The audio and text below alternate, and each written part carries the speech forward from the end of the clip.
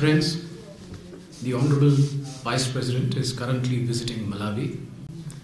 This is the third leg of his three-nation tour of Africa, which includes Botswana, Zimbabwe and Malawi. The Honorable Vice President is accompanied by Shri Krishnapal Gurjar, Honorable Minister of State for Social Justice and Empowerment, two members of Parliament, Shri K. Suresh and Shri V. Muralidharan, and other senior government officials. After successful visits to Botswana and Zimbabwe, Honorable Vice President arrived in Malawi yesterday, 4th of November. The same evening, he addressed the Indian community in Malawi. The Indian diaspora and the NRIs number nearly 11,000 in Malawi, and they have made significant contribution to the economic and social fabric of Malawi. They have also risen to important positions in a variety of fields. The address of the Honorable Vice President was received with great enthusiasm by the gathering yesterday, as was the case in the previous two interactions with the Indian community in Botswana and Zimbabwe. In his meeting with the community, he energized them and brought them even more closer to India.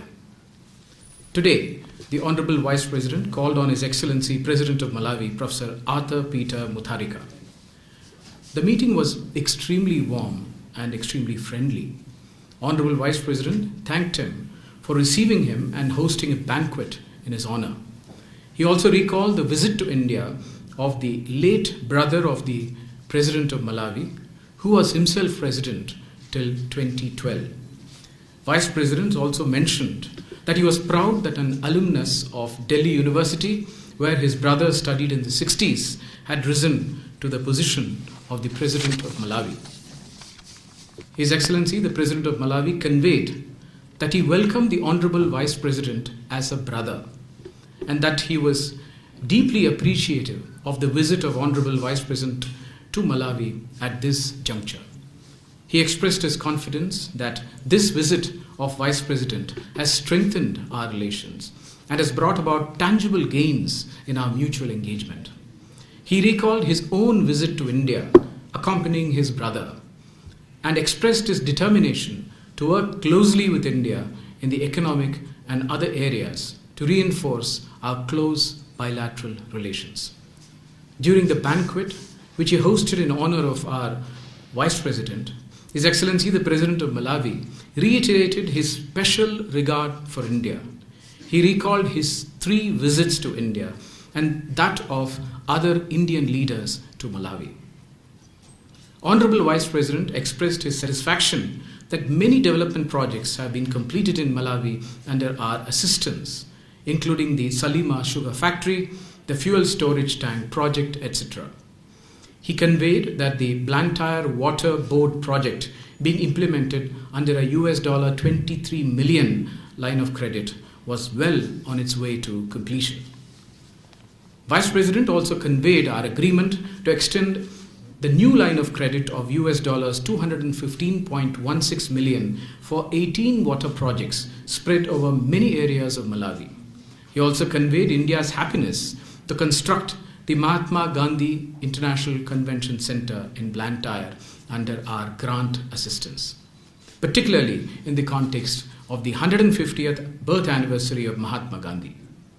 Vice President also unveiled the plaque to inaugurate the Business Incubation Center in Moponela, as well as another plaque in order to inaugurate the India-Africa Center for Agriculture and Rural Development.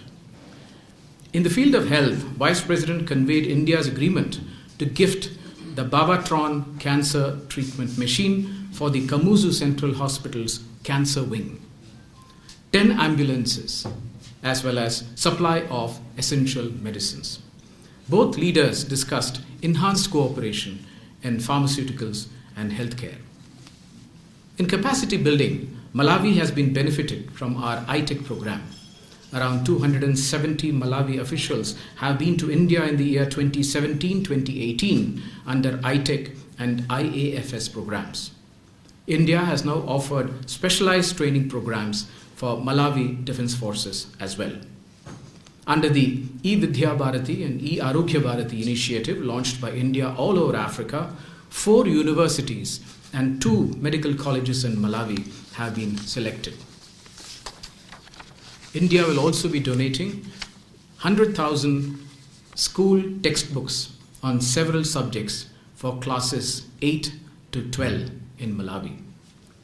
Discussions were also held on skill development. In the area of trade and investments, both leaders recognize the potential available for enhancing the engagement, particularly in trade.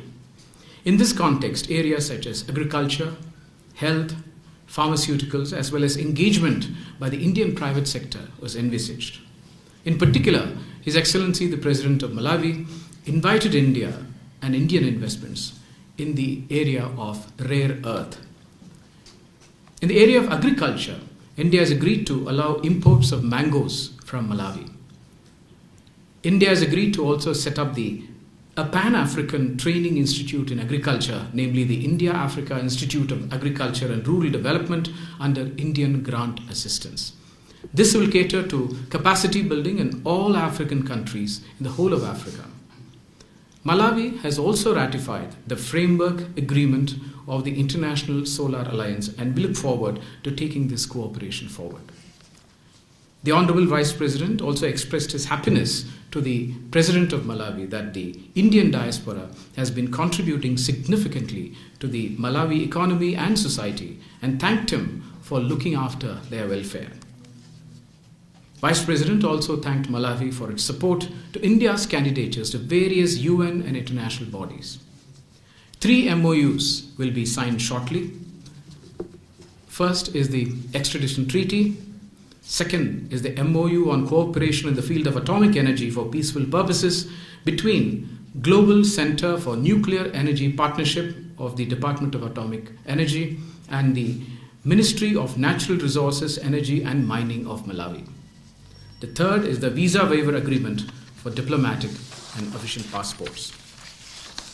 His Excellency the President of Malawi, Professor Arthur Peter Mutharika, hosted a luncheon in honor of the Honorable Vice President, where Her Excellency, the First Lady, was also present. Earlier in the day, Honorable Vice President delivered the keynote address at the India-Malawi Business Meet, where ministers from Malawi Cabinet, as well as prominent members of the Malawi and the Indian business community present in Malawi, participated. He highlighted the transformational developments taking place in India and expressed determination to strengthen the trade and investment links in Malawi. The plaques which were unveiled by the Honorable Vice President included Business Incubation Center and the India-Africa Institute of Agricultural Research and Development respectively, as I mentioned earlier. Later today, the Honorable Vice President will be inaugurating a very unique event, India for Humanity. This event is to commemorate the 150th birth anniversary of Mahatma Gandhi by a year-long series of camps on the world-renowned Jaipur Fort, and these camps will be held in all parts of the world. The Government of India will partner the Bhagavan Mahavir Viklang Sahayata Samiti in this India for Humanity initiative. Vice President will launch the very first Jaipur Fort camp in this series in Malawi, particularly since it was here in Africa that Mahatma Gandhi spent more than 2 decades and finally fashioned the tools which would liberate India and in turn liberate African countries from colonialism.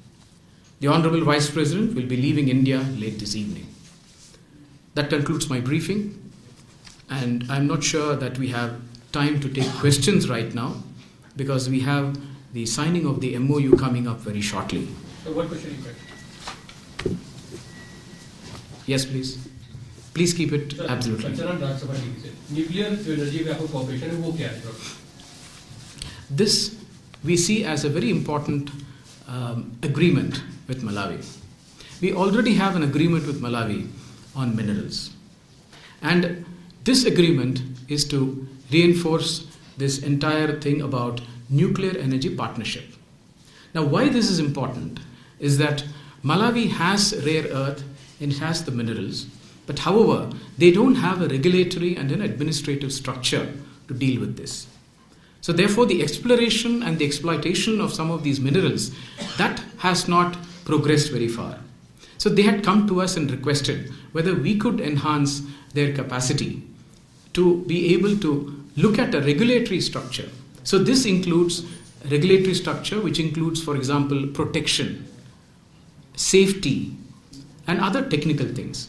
And that is what we seek to do with Malawi in this. And we have tremendous capacity and experience in this, and we are very happy to share it with them. And this global center is going to do that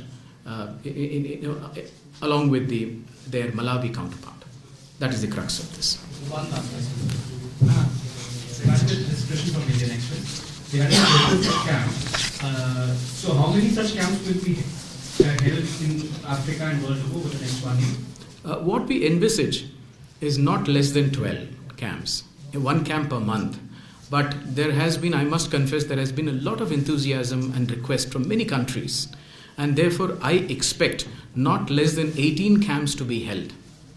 And therefore, I think we will try to accommodate as many countries as possible. But it will be in all continents. And there has been tremendous response for this.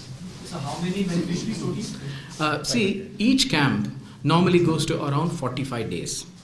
And in these 45 days, around 500 plus beneficiaries are normally taken, because they have to be there, they have to fabricate it, and they have to fit it. So approximately, if you look at it, about 18 camps and 500, that's how it works out. Thank you. Thank you all for joining us. Sorry we'll have to conclude our media room today. Thank you.